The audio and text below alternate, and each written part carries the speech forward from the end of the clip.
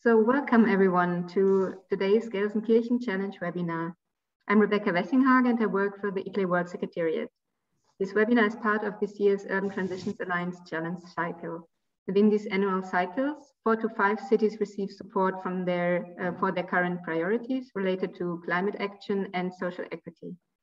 Today's peer webinar is dedicated to support Gelsenkirchen's challenge of local private sector cooperation for climate mitigation. I'm sending a warm welcome to all our speakers and participants. Before we start to dive into today's topic, please let me share a few housekeeping rules. As the webinar is recorded, please keep yourself muted during the presentations so we prevent background noise. However, a big part of this session is dedicated to questions and discussion. During these conversations, please feel free to unmute yourself at any time, share your questions freely, and you could always also raise your hand. There is also this function on the bottom of your panel, or you can submit your questions through the chat. So many options to share your input and your questions. We hope that we will have a great discussion today. So the topic of this peer learning session is local private sector cooperation for climate mitigation. We will look into successful approaches to engage local businesses in climate protection efforts. So our guiding question for today is, what are firstly effective ways to connect relevant stakeholders? And secondly, how to engage them in reliable commitments for climate action. City practitioners will discuss how they incentivize local companies, such as small housing corporations, for mitigation measures and share their experiences on successful stakeholder events. So now we look into the agenda of today. We have a first presentation from Gelsenkirchen Science Park. Stefan Rath will introduce Gelsenkirchen's challenge, and yeah, he will kind of frame this session that we're having today. And then to spark the discussions and have some good practice examples from other cities, we have two thematic interventions. The first one comes from the US. Oliver Croner, who is Sustainability Coordinator from the city of Cincinnati, will inform us about the 2030 District for Sustainable and Low Emission Solutions. And our second intervention comes from the UK, from the city of Bristol. And Alex Minshall, Sustainable City and Climate Change Service Manager, will tell us about the Bristol Green Capital Partnership and also the One City approach that the city has successfully adopted.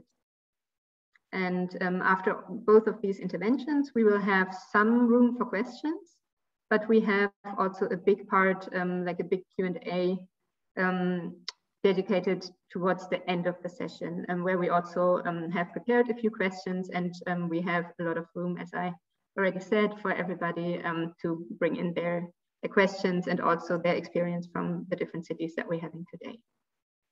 So once more, a warm welcome to the speakers, and we're delighted to welcome participating city representatives today from German cities Mannheim, Dortmund, and Gelsenkirchen. We have Glasgow and Bristol from the UK, and from the other side of the Atlantic, we have the US cities of Baltimore, Cincinnati, and Buffalo, which is really great. And now, without further ado, I would like to give the word to Stefan Rath from the Gelsenkirchen Science Park to introduce today's challenge to us.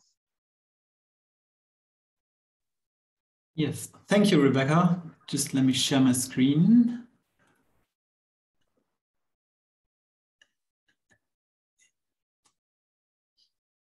So, can you all see it? Yes, we can see it perfectly. Yes. So, thank you again, Rebecca, for introducing today's challenge. For everyone who doesn't know me, my name is Stefan Rath. I'm project manager at Science Park in Gelsenkirchen, a full subsidiary of the city of Gelsenkirchen. And our challenge is how to engage the local private sector to commit to climate protection action. And just a quick overview. I'd like to introduce and summarize the history and development, what led to our challenge today. And then I'm showing our activities so far and our plans for the future, as well as a short overview of the challenges and obstacles we had when we started and what we've learned so far for these topics. So then I hope we can discuss further with the other practitioners.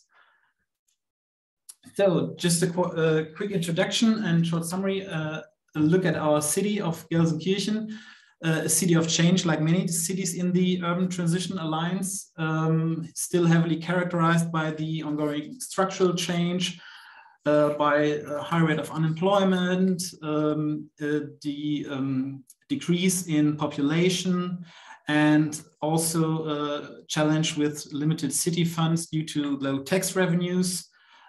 We do have an upward trend in terms of renewal projects and smart city efforts, but there are still many, challenges and opportunities for the city to become green, to become climate neutral, and to, get on with structural change itself. And just a quick overview. In the past decade, the city of Gelsenkirchen, in cooperation with the Science Park, had several projects dealing with sustainability and climate protection. This is just a quick overview. We had a little solar industry cluster in the last decade. We had several city district projects showing how a district can develop in a climate adapted way. We have projects with pupils showing how to, deal with sustainability, with solar cells, and so on. And just like these projects, we also had, or the city municipality had several climate protection plans in the last years. You can see here there were plans for climate protection itself, for climate adaptation. The city of Gelsenkirchen also joined the cities that declared an climate emergency resolution in 2019. And all these municipality plans were supported by action plans that dealt with a 2 to 3 year time frame to implement the respective measures of these plans. So, and this leads us to the basic of our challenge. It's currently the city of Gelsenkirchen is developing the current climate action plan, dealing and looking at the year of 2030 and 2050. And this climate action plan will incorporate measures dealing with climate protection, but also climate adaptation. And it will also switch to the carbon budget methodology based on the Paris Agreement. So to,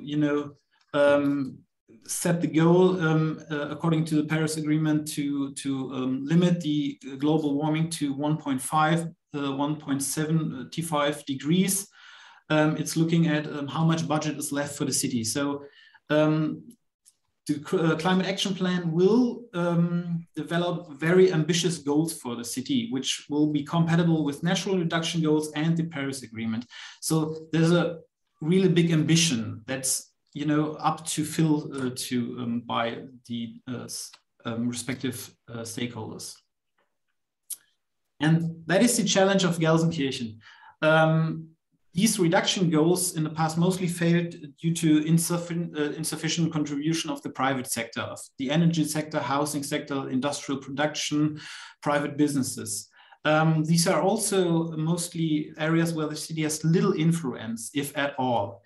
So our challenge is, how do we successfully engage local businesses, private businesses, to contribute to climate action, to really commit to the goals of the city, because otherwise the city is not able to reach these goals on its own. And the tool that we developed, I've already talked about in our last webinar regarding this topic, is establishing a kind of what we call the Climate Forum, a network to connect and encourage stakeholders in the city to develop and implement projects, to tackle these ambitions and to really support these reduction goals of the city. We do have a long history of climate-related projects and connection to local businesses. So the city, asked us to develop this forum, and we hope that by getting these stakeholders together in this forum, that can incite action instead of just talking about action. You know, to really get members to develop their own projects or maybe raise their own stakes and ambition to contribute to a more sustainable, livable city for all. And these are our activities so far. So far in this year, we had 2 goals with the Climate Forum so far. And the first goal was to engage with private businesses to prepare the implementation of the climate action plan and the measures respective of that plan. So we've developed, you know, you can see here the German kind of logo of the Climate Forum. So far we had several face-to-face talks with some of the biggest and most relevant energy companies, housing companies, and they've talked a bit about their own strategies and plans. As you can imagine, bigger companies already have their own reduction goals for the whole corporation, set in stone mostly. But all in all, these were very successful talks for us to get to know the players, to get to know their plans, and, you know, to kind of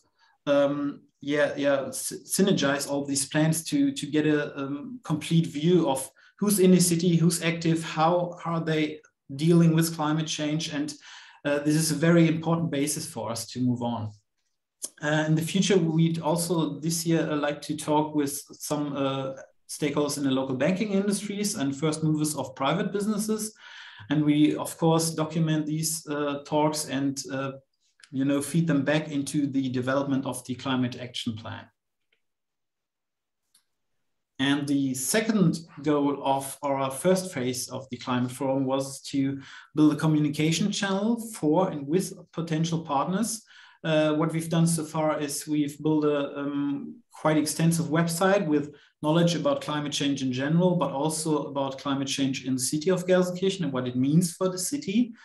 We've put some best practices from our face-to-face talks onto the website.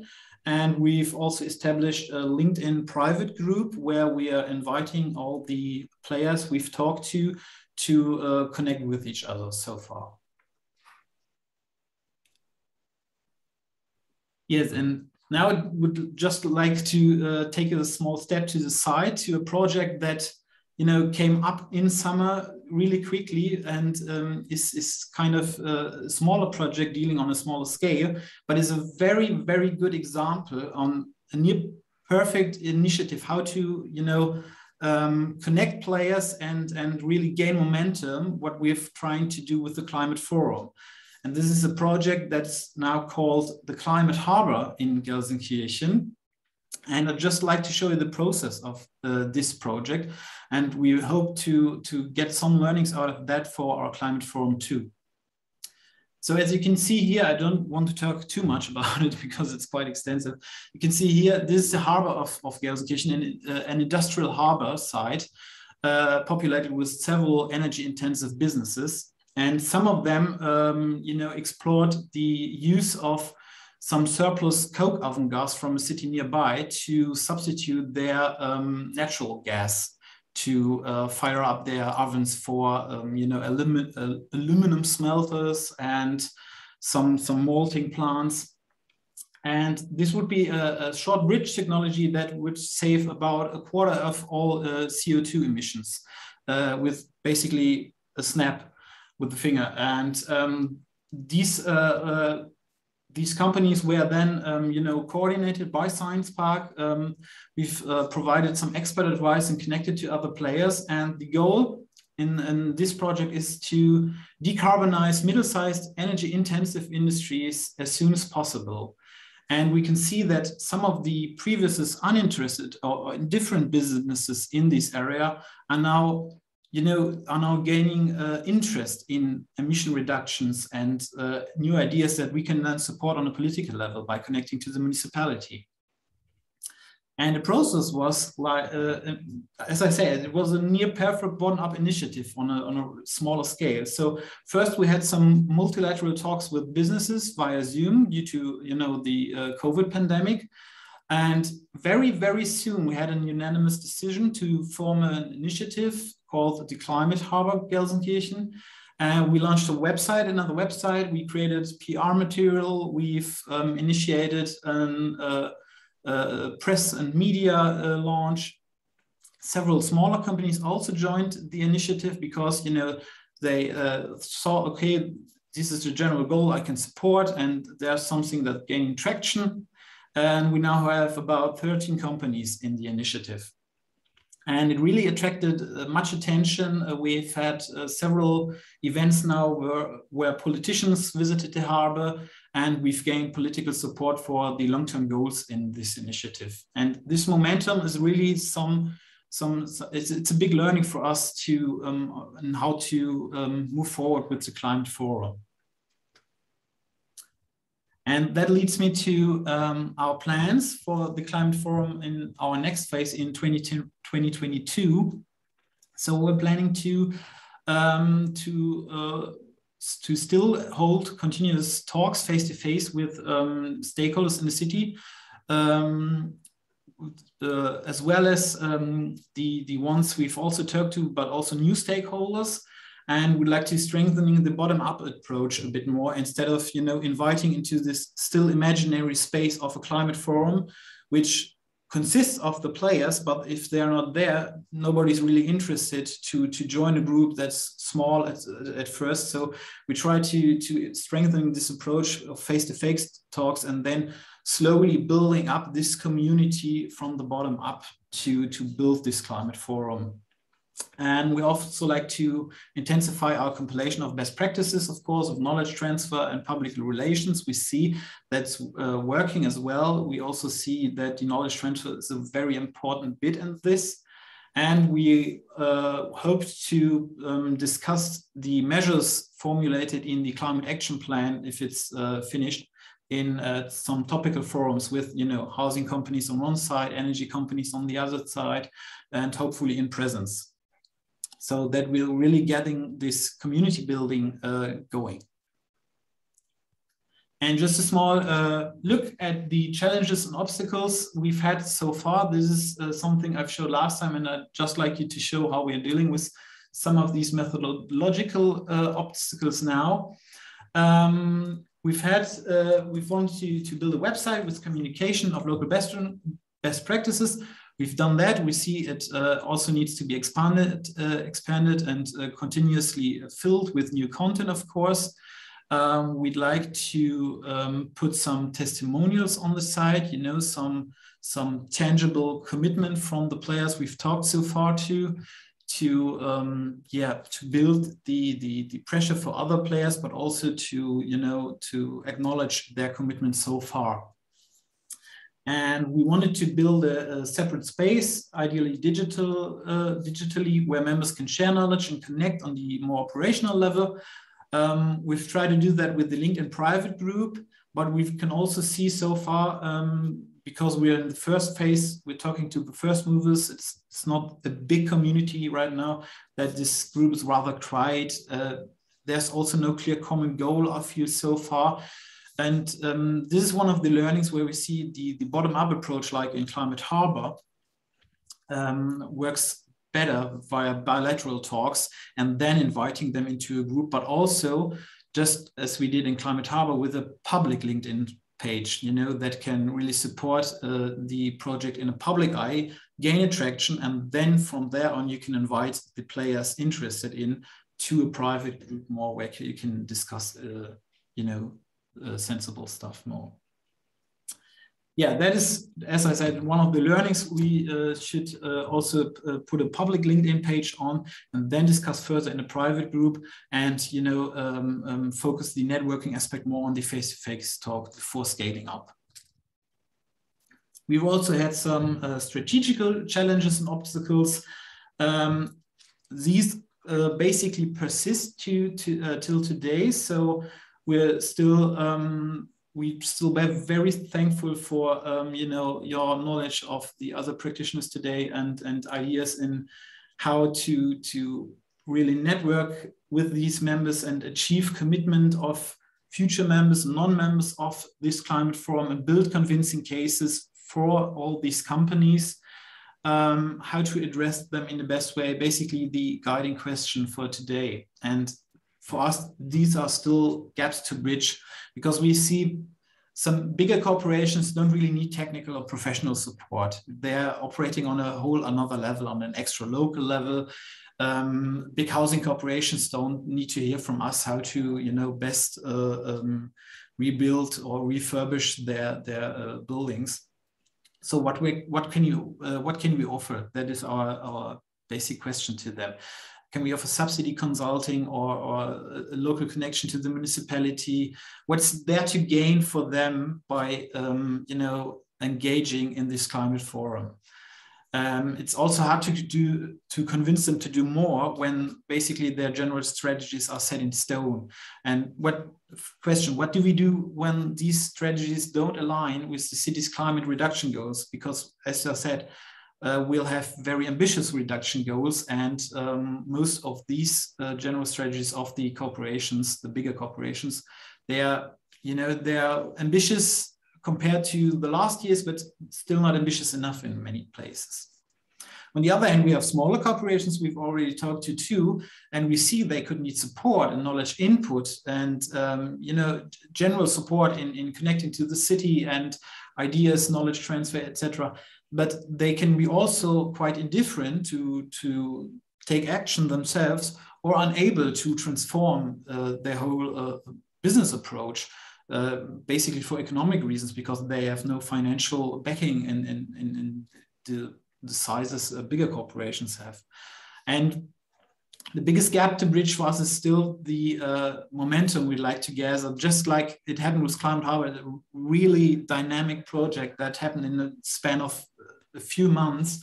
We really like to take these learnings and try to gather that kind of momentum with the Climate Forum. And yeah, that also leads us to the question, what are the best formats for events and presence in the future? And I'm really looking forward to hearing the input of the interventions from the other practitioners to maybe get some of those bridges. Yeah, that's about it. Thank you so much so far. Thank you, Stefan, for your really detailed input and for presenting the challenge to us. I think it's really interesting also that one of the main challenges reflects something that we have been speaking about also last week in the webinar with the city of Glasgow. The question, how can we overcome the limitations of the influence of the city towards the private sector? Like, what exactly can we do? And yeah, I think it will be really interesting now to hear from Oliver Croner from the city of Cincinnati about the 2030 district. Would be specifically interesting to hear what type of companies connect and how they connect, and how the city is moving onwards with them in terms of commitments. So Oliver, the word is going to you. Great, thank you. I think you'll hear many of the same themes from me that we heard from Stefan. So I am here in Cincinnati, Ohio. I know I've spoken with many of you before. If you're not familiar, we are a population of 309,000 in the middle of a metropolitan of 2.2 million, roughly an area of 80 square miles or 206 kilometers. Our population trends nearly mirror what we saw from Stefan, with a notable uptick in population within the last decade. So we are suddenly growing at a pace that we haven't seen since the 40s and 50s. Our office focuses on carbon mitigation and climate adaptation. And in the development of our climate action plan in 2018, we call it our Green Cincinnati plan. We started with a carbon profile. So we analyzed all of the emissions from our city, from different sectors, and identified 80 strategies to achieve an 80% reduction by 2050. When we look at our profile and the trends, our commercial buildings are roughly a third of our emissions, and also an area where we haven't made significant progress since we started measuring back in 2006. So we convened community members and subject matter experts to begin to put together strategies to address this. And we came upon a challenge that I'm not sure is unique to US cities are not, but we in Cincinnati live in the state of Ohio. The state of Ohio sets our building codes, and the city is not able to set codes that are more stringent than the states. We live in a city with big climate ambitions and a state that has none. And time again, we make policy changes that are then preempted by the state to nullify the changes we're trying to make, or state codes are passed that prohibit us from taking action altogether. So we can't regulate our way into reduced carbon emissions in our commercial sector. So we asked, what else can we do? And a few models emerged. We can use incentives, carrots instead of sticks. We do have a pretty aggressive tax abatement program for buildings that qualify as LEED certified. I believe LEED is more popular in the US than it is in Europe, but basically a set of energy criteria, performance criteria, that if buildings, new construction, meets those criteria, then they can qualify for up to 15 years of property tax abatement. I should also note that the way our property taxes are structured, that's essentially no loss of revenue for the city. So it's an incentive we can give out without a significant cost to our budget. That has been successful in driving LEED renovations and new construction. However, as I mentioned, we've been going through decades of population decline, and our rate of new construction is not incredibly fast. So most of our building stock was built between 1850 and 1930, and that's what we have. And we're essentially 95% built out and roughly a 1% rate of new construction. The other policy we looked closely at is energy benchmarking. If you're not familiar with energy benchmarking, it's essentially a requirement that structures above a certain size are required to disclose their energy consumption annually. And that gives you the ability to develop sort of a miles per gallon standard for buildings and lets tenants begin to evaluate where they want to rent based on the cost of operation. Yep. Cities that have that program are showing pretty significant energy efficiency improvements year over year. That was not politically popular here. So we marched down that road for quite a bit of time before we were asked to pause.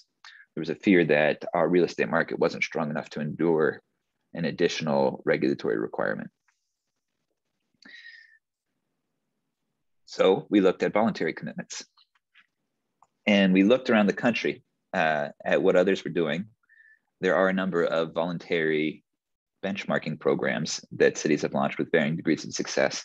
One of the models that we identified with is what's called the 2030 district model. This is born out of Architecture 2030, which is a set of building performance aspirations, recognizing the impact of architecture and construction in the national carbon emission profile. 2030 districts are voluntary commitments of larger building owners within cities to achieve a commitment to 50% energy, water, and emissions from transportation reductions by 2030. So at the time, there were around 2030 districts around the cities of the US, featuring some cities that are much larger than us, but also some of our peer cities. I'll note that Pittsburgh, who's also a member of the Urban Transition Alliance, has a very successful 2030 district, and we consulted with them very closely to stand this up. There's a national network now of these 2030 districts that work closely together to share what is working and what is not. So 2030 districts acknowledge that standards for new construction are probably different than standards for existing buildings. So for existing buildings, as I mentioned, we have a 50% reduction in all three categories by 2030. For new construction, the target is net zero carbon neutrality by 2030. So much more ambitious targets for new construction. So we got to work. I have one slide to show all of the work that went on behind the scenes to stand this up, but it was many meetings, both of a team that sort of came together to begin to brainstorm on where we should draw the boundaries of this district, who we should target, how we begin to provide the staff support for all of this. It was probably a year and a half in the making before we got our first commitment from one of the local, actually art museums here. But in order to attract new members, we offered a founding member status. And once that first museum signed on, from there, it became much easier to bring others along.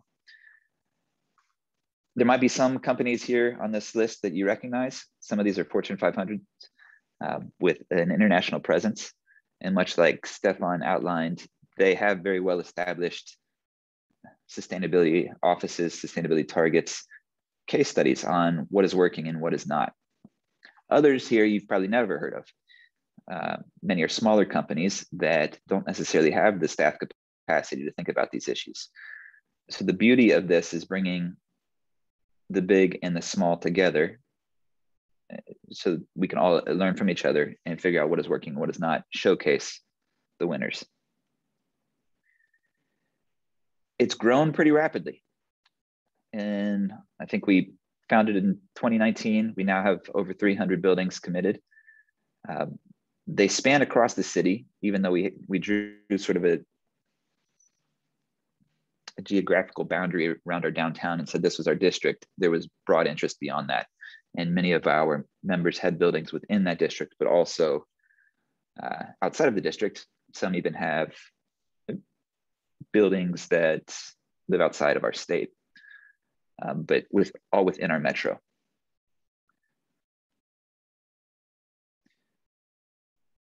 My slide here says 26 million square feet committed to the 2030 district. We just ticked 27 million last month. When we monitor, we ask for energy reporting of these members, we can show a 21% reduction in energy consumption in just this short two and a half year time frame, representing over $2.5 million saved on energy consumption. So this feels like a success so far, and we are showcasing this to other prospective members. Once they're at the table, we have a number of things we can offer to try to nudge them further in their sustainability efforts. So within each of those categories, the energy, water, transportation, and health, there are action teams that meet monthly to talk about initiatives, talk about wins, try to organize the group's efforts for more effective action. The group is now offering discounted energy audits. So I failed to mention that we now have established a staff of 2 that work on this every day. That staff has been able to raise money to offer discounted energy audits to members. And then once an audit and energy reporting is completed, they become eligible for grant funding for more significant energy improvements. We're in the process of putting together a series of human resource toolkits. So what's interesting is for these different categories, there are different people within the company that lead different efforts. You know, at first we had the facility managers at the table. They didn't feel like they had the authority to sign on to the 2030 commitment.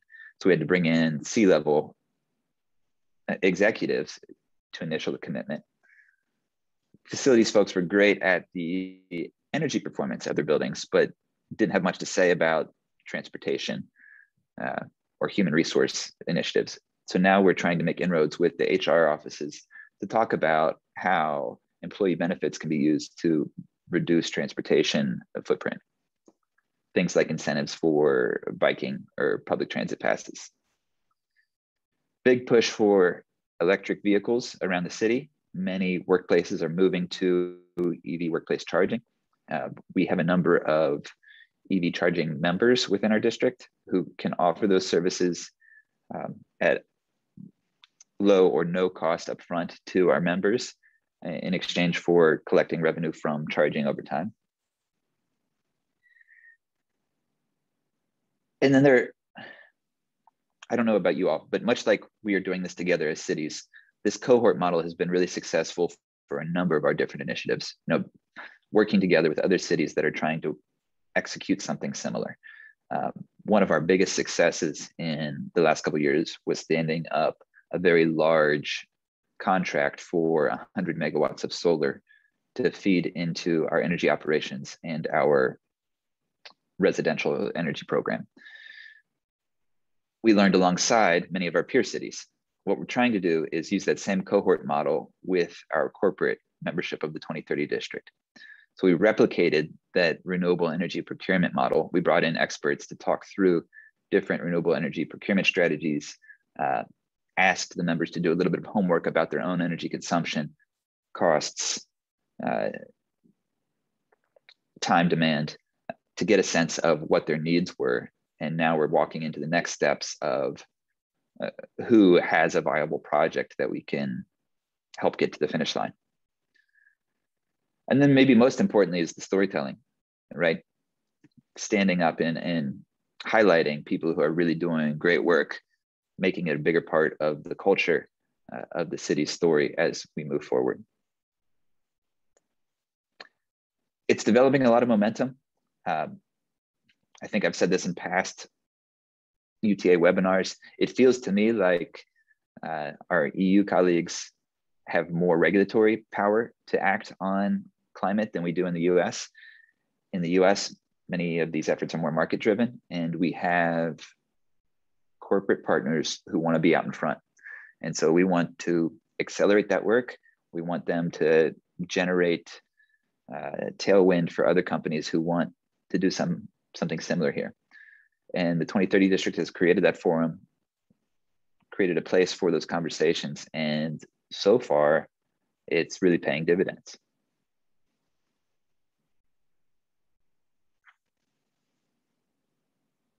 Thank you.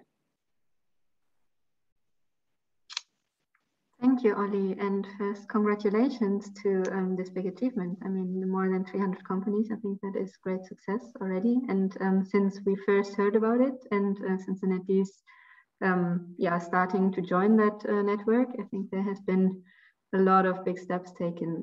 That's really wonderful to see. Maybe before I give that to the floor to a brief Q&A, I have two questions up front from my side already. What do you think is the big success factor in incentivizing companies to join?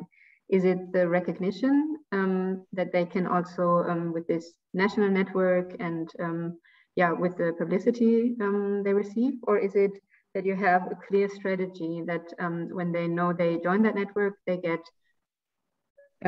access to funding, to toolkits, everything that you describe? What do you think is, or maybe it's also both, but what do you think is the success factor? And my second question is a bit more technical. Sorry, I just finished. That's about the exchange. If there is a platform or any exchange foreseen among the members, or is that rather, like Stefan had said, a face-to-face exchange with the city and your team? So I don't think that there's one key driver that is shared by all of the companies. I think everybody's unique, and a big part of that initial onboarding was getting a sense of what was driving them. I think the early adopters wanted to take a position and wanted to be visible about it. Mm-hmm. So there was a lot to the public-facing promotional side. From there, it almost became, you don't want to be conspicuously absent from the list of members, right? So there was some peer pressure that's generated, and that has been really healthy in a number of ways. Now that we can point to a number of companies that have achieved carbon neutrality or taken giant steps in that direction, it becomes harder for the peers to say, well, that's too hard, that's too expensive. We do have a number of companies who are very profit motivated and are very interested in where the cost reduction opportunities are in performance, where they can find savings and transportation models for their staff or their customers. So really it's a broad spectrum. And in a lot of ways, I think we had a team of salespeople working to try to get a sense of what the motives of the company were, what it would take to get them to make that initial commitment. From there, bringing them to the table for the conversations has been successful at driving action. I've been really struck by the power of an aspirational commitment at the city, within companies. Once there's that endorsement, whether it's a carbon neutrality goal, a 100% renewable energy goal, action follows. So getting that initial commitment has been really powerful. You asked a second question, which was, what was the second question? Second part of that question? Sorry, Oli. Thanks for answering the first one. The second one was about the exchange among the members. If there is right. a platform for that, or do they rather exchange with your team? Initially, everything was in person. And I think that worked better than sort of the forced virtual world we live in now. We do have virtual meetings on a regular basis, and that has become standard across the action teams. Little by little, groups are starting to meet in person. Some of the things like a tour of an EV charging station can be done safely outdoors, and that's taking shape. There's been some bike rides, some things that can be done in a safe way that we're trying to keep people engaged. But we did launch right at the outset of a pandemic in many ways. And right as we were developing our habits, we were forced to shift gears. So that's all been an experiment. We don't have a real active LinkedIn network the same way Stefan does. But we do have an online portal with resources, videos, recordings of the training sessions we put on. So there is a way to interact with it virtually. But I think the general preference is for in-person, whether it's a happy hour or a focused workshop. Thank you so much. I think that is already interesting for Stefan, as it relates to a few questions that he had raised. I would like now to open the floor for more questions to Oli from either Stefan and Susanne, who's also from the city of Gelsenkirchen, or to anyone who has a question related to the 2030 district. I see. So yes, please. Right. Yeah, I'll go ahead, Stefan, if it's okay. Thank you, Oli, for the wonderful, very interesting presentation. I've got a few questions about the data you gave us. First of all, your carbon profile. You say you have like 34% from the commercial buildings and 8% from the residential buildings. Do you the buildings where people rent a flat, are they included in the commercial buildings? Because in Germany we have the transportation is the one sector and the other one is commercial and industry, and then we have like citizens or residents. So I was just surprised by the 8% from the residential buildings. Yeah. So, yeah. Seems low. There might be some nuance there. Yeah. So for our accounting, there's a line drawn in annual energy consumption. Yeah. And once you surpass, I think it's 750 kilowatt hours in one location, you become commercial. So for large apartment buildings, they are classified as commercial. That explains it. Yeah, that's what I thought. So, and the other thing you mentioned, you like to reduce like 50% of the energy consumption until 2030 in the building and in the existing buildings. What's your baseline to the 50% compared to which year? Can you say that? It's compared to a 2003 national standard called CBEX. Okay. I will say that there's quite a bit of conversation around whether that is sufficient benchmark, a sufficient baseline, yeah. Especially now as we receive our science-based targets from ICLEI. It appears we'll have to be far more aggressive to meet our Paris targets. Yeah.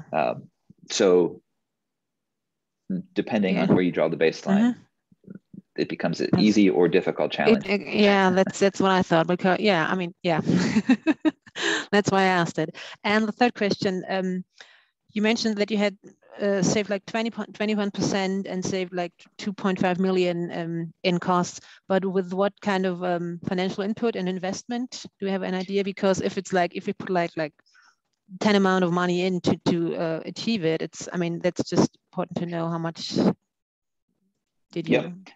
We don't have that data. So we don't ask the members to report their spend on energy efficiency improvements. We're only tracking the reduction and then the value of that reduction. So maybe as we become more sophisticated, we will begin to collect that as well. I don't know if you have this. We try, we don't have it. I mean, I think it's more like an estimation in Germany. You don't report, I mean, you don't report it, but you can have like, you have an assumption if you like, have like, you know, put new windows in and new like, you know, energy system and so on, then you can have an estimation of what the investment cost is. So that's, but it's still I don't know if you experienced this, but here there's quite a bit of privacy concern. And many of the companies that signed on had a number of questions about what would be publicly disclosed. So you see all of the reporting is an aggregation of the entire district, nothing specific to a unique member. It's considered proprietary business operations. Yeah, that makes sense. Thank you. Sure. I see a raised hand from Kai Lipsius from the city of Essen. Kai, please go ahead. Thank you. So thank you for both inputs already, and that's obviously something that's also very important in how we try to solve the climate puzzle, let's say.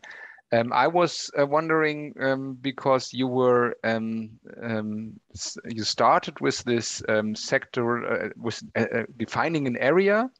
And already you experienced that a couple of companies also want to join who are not in this area, or companies who have buildings also outside of this area. So we are only at the moment rather thinking on a citywide level in this kind of action. And also Gelsenkirchen explained that they had quite a success in this specific district and are now struggling also to find the same kind of access on a citywide level.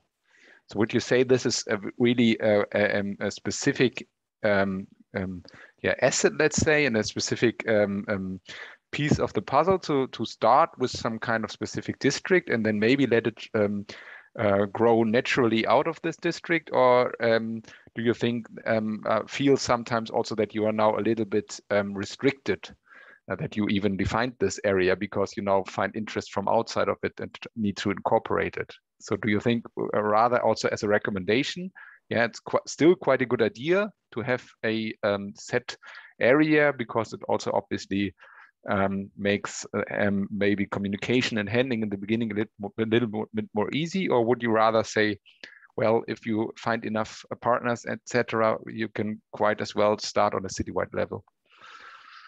Yeah, that was actually a point of disagreement for us in the early stages.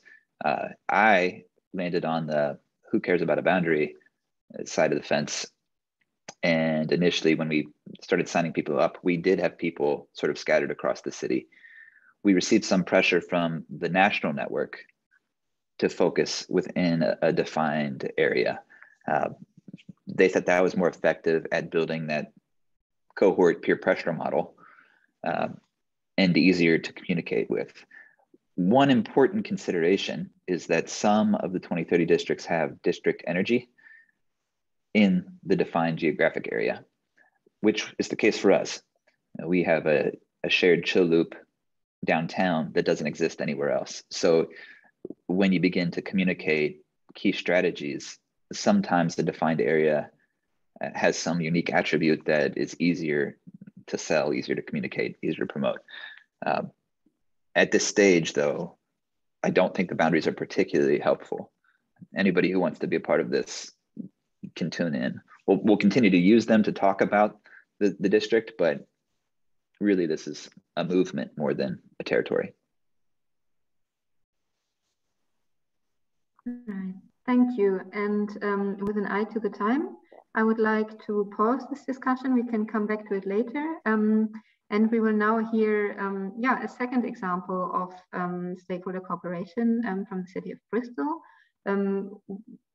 connecting the one city approach of the city and also looking into the Bristol Green Capital Partnership.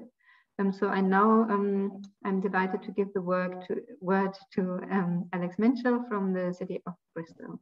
Alex, we look forward to your presentation. Thank you, Rebecca. Really pleased to be here today, and thank you for inviting me.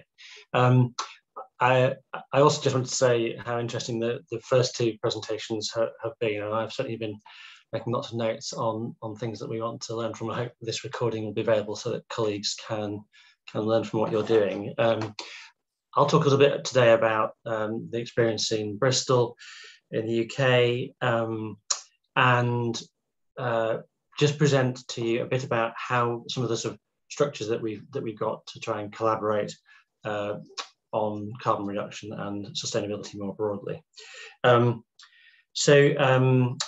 didn't have the slide that tells you a bit about Bristol. So Bristol's got a population of about 500,000 people in a conurbation of about 700, 800,000 and a sort of regional area of about 1.2 million.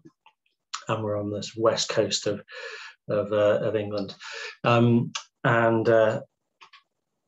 me just see, work out how to move my slide step. There we go. We've also been working on climate change for quite a long time. Our first climate strategy was back in 2004. And we were one of the cities that kind of campaigned to get the UK to adopt the statutory targets in the Climate Change Act, which set out initially reductions by 2050, which are now net zero. And that's been really important at driving action across the UK.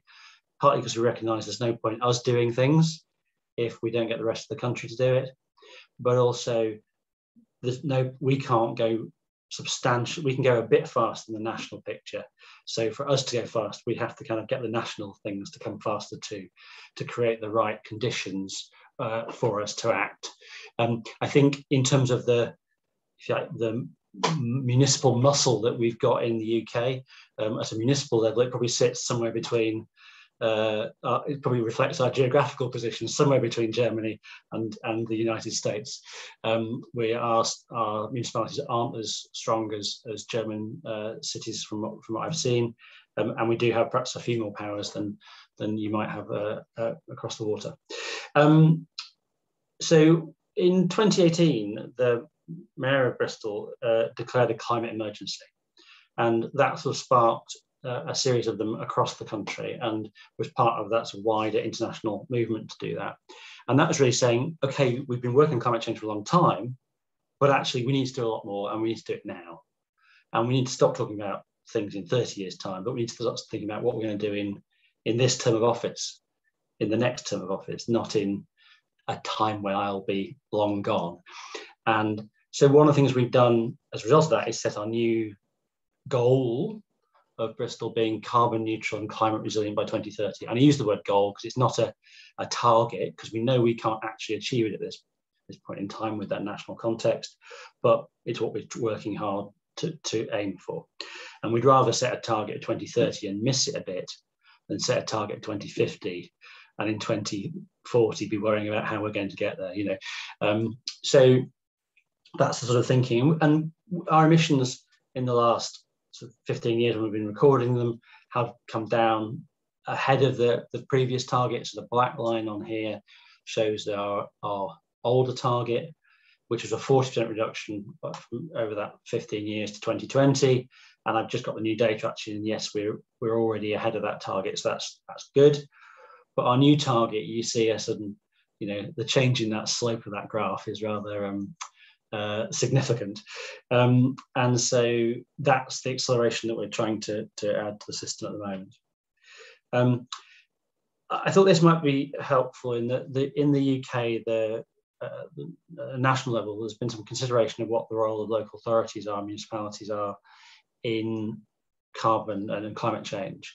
And they sort of begin, this is a pyramid here where it begins with the things that we've got direct control over, but are usually quite small parts of the system. So our own buildings, our own operations, and it works through to how we work with the wider community. And so I'll obviously today talk a bit more about how we use partnerships in the city to take action, but we're working across all of those areas at the moment.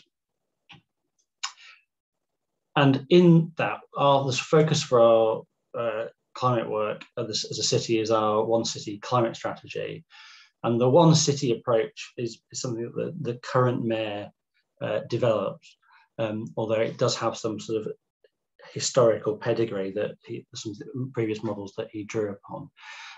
But basically it seeks to bring together all the main actors in a city to deliver better outcomes for the people of that city. They recognise that a municipality on its own doesn't decide the carbon emissions of a city, it doesn't decide the crime levels in the city, doesn't decide the quality of life in the city. It's the result of so many different agencies, businesses, civil society.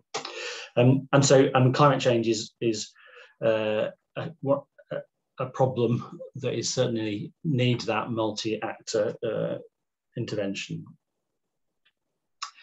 And what that strategy says about business and the economy is that by 2030, we will have an economy that's carbon neutral and climate resilient, and that we will have our economy will actually be stronger, but also we will actually have maximise the opportunities that emerge from the transition and the investment that will have been needed to be made if we were to achieve that objective. So we've sort of written the climate strategy as what we know needs to happen rather than what we know we can deliver.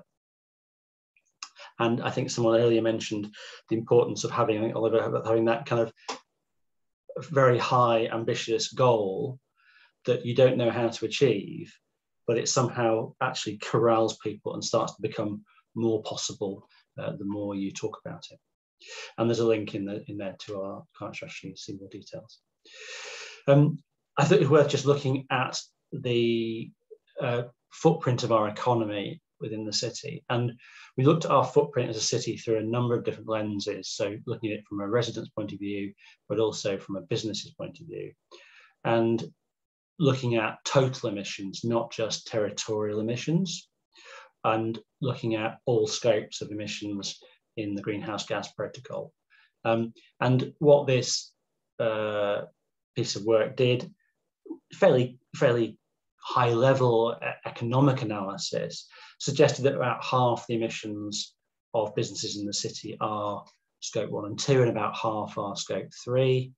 And broadly, therefore, much of the scope 1 and 2 is within our own sort of territorial boundary, and so relates very much to the cities, and the other is the scope 3 relates much more to the supply chain. So that's a bit of this climate strategy. A lot of our work in Bristol has been drawing upon partnerships, and back in 2007, we created the Bristol Green Capital Partnership. And what that began, I think as some of the others, with a small number of founding organisations. We got a dozen organisations to commit before the launch to say, yes, this is something that we want to be part of. And that partnership has grown now to having more than 1,000 member organisations. Now, being a member is straightforward. You simply have to say, we want to be in this and we share these objectives. And there is a very variable level of engagement within the partnership, from some who perhaps aren't at all active, but to some who are much more active and much more engaged and participative. And the partnership is funded by a number of organisations, which includes the City Council as one of its kind of core funders. And they've now got a staff of about 3 or 4 full-time equivalents. and are running a wide range of projects to support sustainability activity in the city. It relates to our Green Capital status back in 2015, but obviously predates that a lot, and we were almost prescient in the adoption of that name. And I will just say that being European Green Capital is something the city is very proud of, as a kind of proud European city. What we've been able to do, and that's a partnership, has got membership from across the sectors. The majority by number of their businesses of their members are from the business sector. There's a lot of community voluntary sector organisations that are part of it, and from this there's a relatively small number of public sector organisations. But I think it would be fair to say that the public sector organisations tend to be quite large, like a university or a municipality, whereas the others might not be. So that doesn't necessarily reflect the footprint of those organisations. And what we've got within the partnership is a focus on sort of climate change and the ecological crisis, but also then on sort of broader sustainability issues like food and the circular economy, but also a big focus on inclusion and equality and environmental justice within their programme. And it's something that the city cares a lot about, and the mayor in particular has put a huge amount of focus on. And that's both ensuring that the transition that we have is fair, and we have a just transition, but also that people from all the communities of the city are able to participate and shape that transition. It's not done to them, but very much designed with them. And the partnerships approach is very much to kind of enable activity by their partners, to showcase what they're doing, to amplify what's happening, so that you kind of build that momentum, and then a certain amount of influencing policy making. Then just specifically, briefly on the climate action program that's part of that, I feel like they've got two tiers of that. One is a very light touch, loose, peer-to-peer support program where organizations who are starting to do stuff on carbon reduction can learn from others and share what they're doing, and hopefully not feel alone.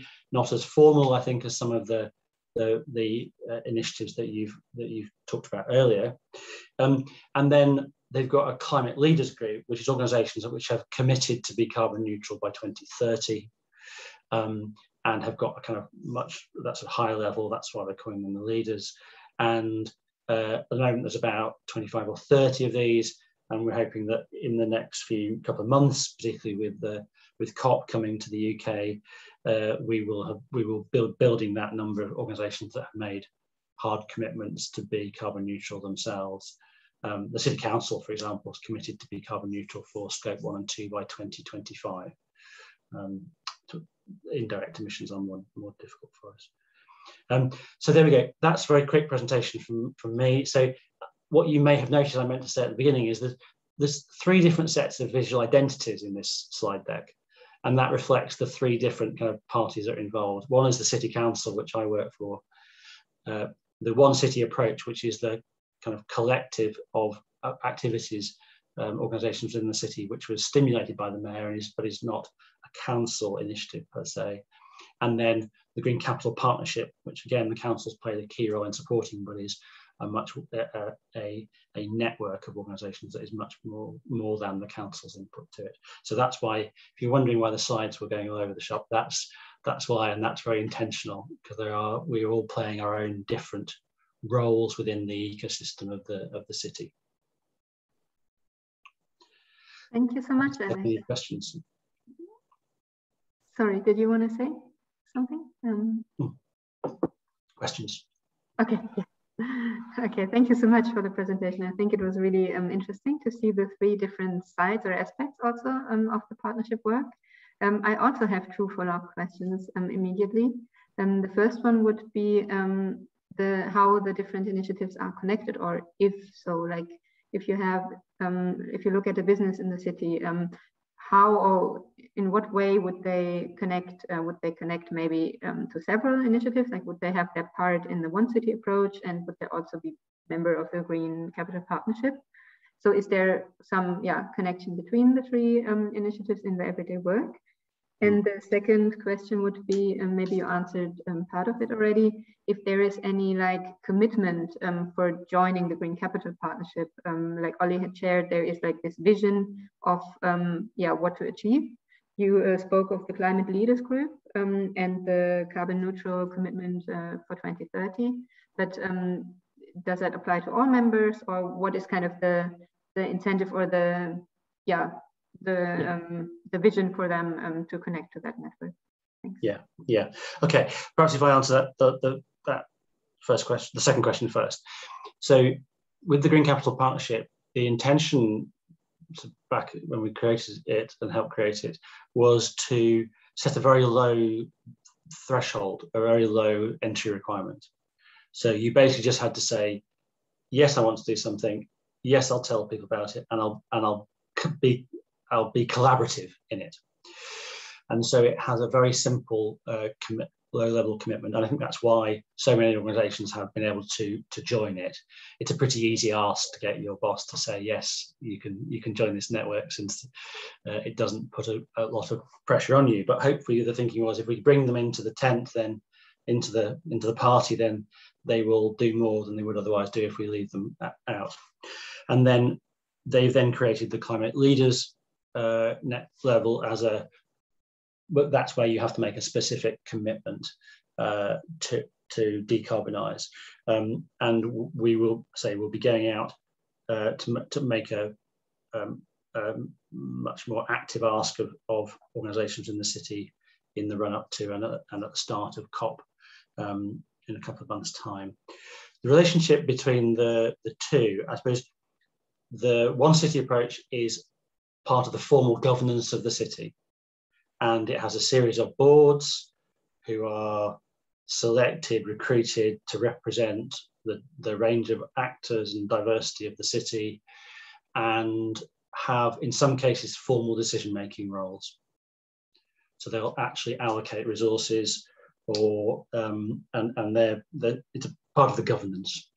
Whereas the Green Capital Partnership is much more of a network, of a collective of people who say, yes, we want to be part of this.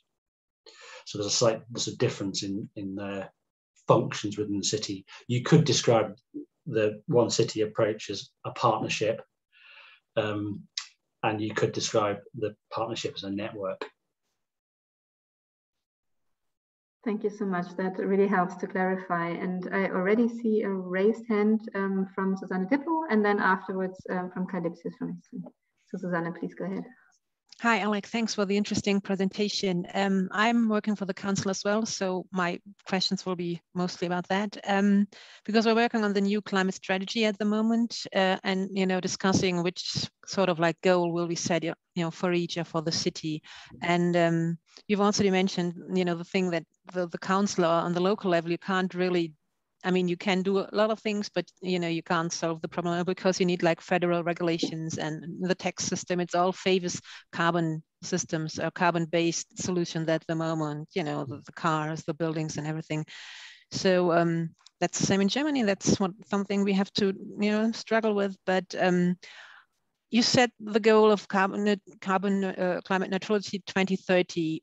Knowing, you said that you're probably not going to reach it, but you still set the goal just to have an ambitious goal. And that's a discussion we're having at the moment for us as well. How do you justify setting a goal which, knowing that you won't reach it because the how do you say it, the federal regulation and everything make it impossible for a city to reach it. So that's something we're struggling with, finding our goal and how to approach that. Yeah. So obviously the declaration was made by politicians, and so it wasn't subject to a detailed analysis of how one might achieve it or not. I think it arose from the need of, that is what we need to do. That is what the science tells us. That's what if we look at the IPCC report, the recent assessment, the scale of reductions globally that are needed to achieve a 1.5 degree scenario. 2030 or earlier, yeah. Yeah. So, and obviously that's a 50% reduction globally, and that means therefore that cities from the developed world that have got a big historical footprint and debt to the world in carbon have to move first. And also the ones with the technology, the capacity, the things, you know, if we're not moving quickly, then then who can? So it was more a commitment because that's what we need to do. Then we know how to do that. Okay. And when I say it's not possible, and what I said was it's not possible in the current conditions. Yeah, exactly. Yeah. Because as you say, there's federal. The price of gas today in the UK, actually, that's a bad example because it's very high. But it's a really bad example. But the price of fossil fuels generally is a construct of the policies that are made, whether they're taxation or other subsidy arrangements. So those can be changed. You know, if a chancellor has the ability to do that. We have different means of chancellor, but yeah. So I think it's what we need to do, not what we know we can currently do with the tools we've got now. So let's invent some new tools. Yeah. Can I just ask one follow-up question? The Bristol Council has got the majority that a conservatory, or is it a Labour council? So we have two. We have a directly elected mayor. And relatively new for us, and we're on our third mayor, and he's a Labour party, and the council. So it's supported by a council that's also elected on a geographical basis in the district of the city, and that is the two largest groups are Labour and now from the election we just had this year now Green. Oh, okay. Well, that's equal numbers. And then the two other parties are less than those two, than each of the first two. Okay. So it went from a Labour majority to a Labour Green. Yeah. Not coalition, but equal numbers. Okay. Oh, that helps for the climate issue, I think, hopefully. Thank you. Thank you so much. Then I give the word to Kai, and afterwards I have Stefan waiting as well.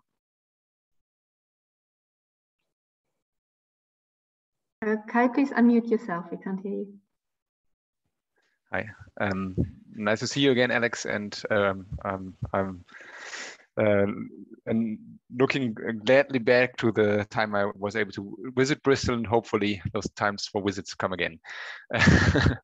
So my question, I have two questions. One is when you explained, obviously for a good reason, why you introduced the climate leader approach as well. But did you experience that a couple of the members who, are now feel that like they are second level members only? And did you experience some negative feedback because you kind of defined now who's elite and who is just ordinary member? I was wondering. And the second question was, I was a little bit surprised that one of the four main issues is food also in this partnership. And I was also wondering, is there a specific reason? Because obviously I think it's also something that's very important and also something every person can relate to in every institution. But is there a specific reason? Because usually that wouldn't be on the list of the four main points. Yeah, thank you. So it's a very good question. The first question, and I look forward to coming back to Essen as well, sister green capital. So I don't think so. I think the partnership isn't a.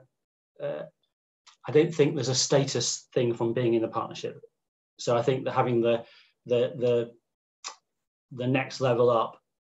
I don't think that causes a problem because it doesn't. There's nothing to really devalue in because it has such a low level. That's what I think anyway. But I will go back and ask colleagues actually if they're observing that. But I don't think it will be a problem for us. Food and sustainable food is an important part of, I think, this wider sustainability agenda. And it's a topic that people relate to, and it came up through the sort of partnership members and what they wanted their partnership to focus on. So that's how it's come about. Bristol has recently achieved sustainable food city status within the UK. So the Organic Association of the UK, Soil Association, accredits cities to different levels of bronze, silver and gold.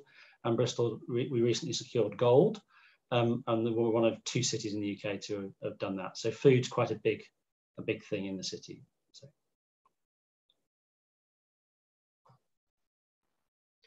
Great, thank you. And I give the word to Stefan from the Gelsenkirchen Science Park. Yes, thank you.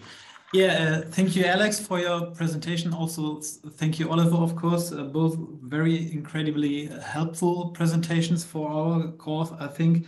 My question to Alex is, I have 2 questions actually. One more technical. You've talked about, analyzing emissions of the businesses in terms of scopes the city can influence, and scopes that are outside of the city influence or the city territory, actually. Maybe you could explain a bit further, how did you analyze this? Because usually, businesses are kind of privacy concerned about giving out emission data, and how do you actually, discern these 2 kind of emissions? Because I think that's a very helpful approach in general, to see as a city what sizes are we dealing with that we can influence directly, and that is a very interesting part for us. And the second question would be also about the climate leaders, a very interesting approach, I think. What's the experience exactly? Do you or have you seen some of the members of the partnership become climate leaders due to their work in the partnership? So is their commitment to the 2030 climate neutral goal a result of their work in the partnership, or were those mostly companies that already defined these goals beforehand, before joining the partnership? Good question, Stefan. Thank you. So the definition, that the footprint analysis we did on the economy, I've just pasted a link to the report in the chat for you. But it was done by Arup consulting for us, and basically used an economic analysis. So it's they have, each sector has industrial sector has a carbon footprint per pound of GDP or turnover or whatever, and they've just then apportioned that to our economy, and actually it looks like we're average for the UK as well in terms of the mix. We're 0.7% of the population, and we're 0.7% of the UK's territorial emissions. So that's how that was done. So you're right, because there are so many other issues, and we have 18,000 businesses. It would be impossible to get the data otherwise. But we did that fairly simple analysis in order to start to understand which sectors we might want to target, and to start to define the problem more precisely, if not precisely. And sorry, your other question I didn't write down. About climate leaders and how if their commitment was a result of the partnership or not. Yeah, you can. I don't know. It's how does people's make, if organizations are just essentially bunches of people, we know the model of people's behavior. You have to start from to know if you want to give up smoking, you have to know that smoking is bad for you. Then you have to go through a series of layers of commitment before you actually stop smoking. And I think it's the same, and that's partly why we set, from a kind of theory of change point of view, we set the partnerships threshold very low, because people might be coming at it at a very low level of awareness, thinking, oh, I think that's an issue we need to probably learn more about. And then as they get in, hopefully they get brought on. So I think it would be dangerous to claim credit for that transition, but that is why we're doing it, is to move people through that process. But why do any of us actually do anything? It's really hard to pinpoint. That was the day I decided to do that, and why. which is hard when you're creating it, if you have to create a business case for a change model like that. Yeah. And so it becomes an act of faith that model works. Yeah. Thank you. Great. I think we have time for one more question. So anybody who still wants to look into a certain aspect, either from Alex or Oliver, or maybe also somebody has an input from their city, please feel free to come in. I have Stefan again. Please go ahead. Me again. I just wanted to ask another question to Oliver. Thank you again for your presentation. Just like Alex talked about the exact terms of memberships for the Green Capital City Green City Partnership. So I'd like to ask regarding your members in your organization. Do the members have any obligations they have to fulfill? You've talked a lot about the pros, the member resources you're offering, the audits and the action teams and the toolkits for HR. Do they have any obligations? Is there a formal commitment when they are joining the membership? Because in our experiences, you know, the businesses are usually very reserved to join a partnership per se. It's always a question of, oh, do I have to move this through the board? Do I have to get clearance from my boss? What do we have to do? Is this, you know, coupled with financing anything? Do we have to pay money? All these questions. So my question is, do they have any obligations in joining? So we have a sign-on commitment. And when they sign on, they're committing to the reductions I outlined and committing to reporting annually on each of those. There's no financial commitment. And as I mentioned earlier, it's submitted anonymously, right? So the goal here is that we each take individual action to help the team achieve the 50% reductions. Some companies will really be ahead of the curve, others will be almost there, but together we're trying to get there. There are examples where a specific business had a home run or had a giant success. Sorry for the US sports analogy. And we received permission to showcase that in a public way. But we are very sensitive to those privacy needs of the companies, and those are the questions they asked upon signing. Yeah. We do ask for sponsorship. So when we have big events, some of our members have stepped forward with some funds to help promote something or host an event. But that is not the norm. I didn't really outline this, but we also have building owner members and service provider members. And service provider members do pay to join the network and showcase the solutions they offer, right? So whether it's an energy benchmarking company, a retrofitting company, a renewable energy developer, whatever it may be, they pay to have access to the network. So that is one of the tools we use for fundraising. Thank you. Great. Thank you so much. I think I have to close the discussion at this point, or the Q&A. But I think we touched on many of the challenges or gaps that Stefan initially outlined in terms of how to reach different types of businesses, in terms of what to offer to businesses, in terms of the platforms, the ways of exchange, and also the incentives. What to offer to companies to have their commitment. So I look forward also to look into some of the resources that were mentioned, and we will certainly follow up with a little digestion of this conversation. So for now, I just thank all the speakers and of course all participants once more for the really great input, and I feel the very valuable discussion. And I would like to invite you to our upcoming webinar. It's next week, same day, same time. We have the challenge webinar with the city of Essen and it's on leveraging climate action through cross-sectoral financing. So we're looking into ways to connect, again, stakeholders in the city to finance climate mitigation projects. Yeah, we hope to see many of you next week. And yeah, that leaves me once more to say a big thank you to everyone, and wish you a nice rest of your morning or afternoon or evening from wherever you're joining now. Goodbye. Thank you. Bye-bye. Thank you. Bye-bye.